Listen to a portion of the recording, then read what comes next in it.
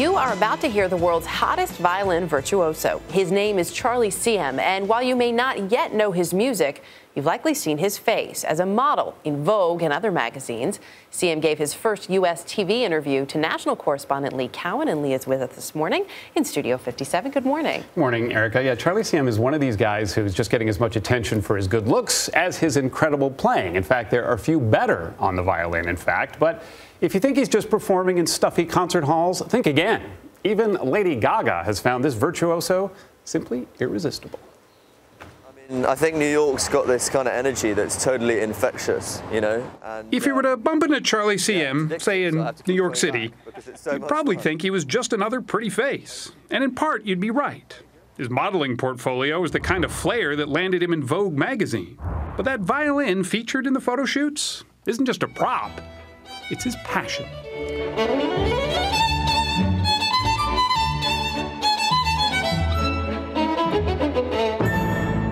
Few can make a violin sing quite the way Charlie can.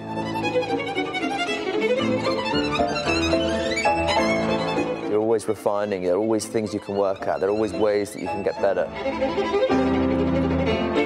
So that's what makes me keep playing every day, is the fact that I'm not quite there, you know, it's like there's always more for me to be able to do. Critics would argue he's done quite a lot already. At only 25, Charlie's played some of the greatest concert halls of the world. His most recent CD hit #3 on the classical charts in the UK.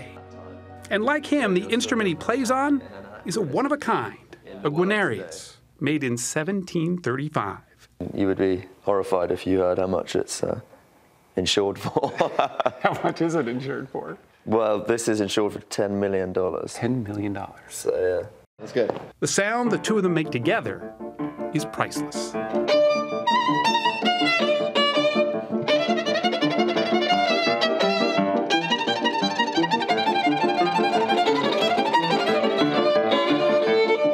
Born in London, the violin struck a chord in Charlie at a very early age.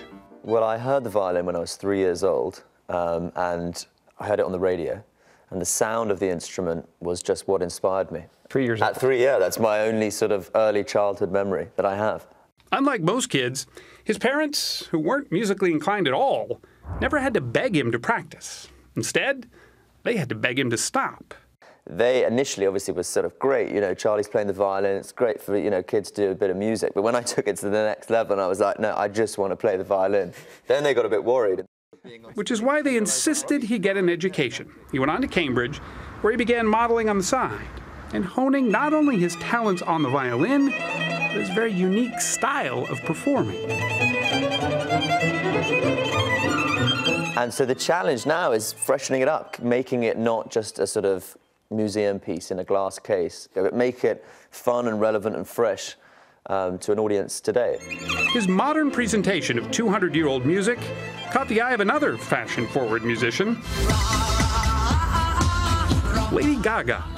Charlie not only performed at a party in Gaga's honor, but he also shared the stage with the legendary rock band The Who. They have a way of performing and have such charisma. And I think that's what first triggered my mind to sort of trying to perform to the audience, you know, take a little bit of that and bring it to the classical music to try and bring the performance to life a little bit more. And yet, despite all the attention, it's hardly gone to his head. You're making a mess there. I'm not doing well with that, seriously. He's learning to embrace his life on the road and says he wouldn't change a thing. You know, I can't imagine doing anything else, you know. As far as I'm concerned, my life is consumed with playing the violin, and wherever the path takes me, you know, whatever sort of direction the journey is going in, I'm just going to keep following it. A young virtuoso who has the world, quite literally, at his fingertips.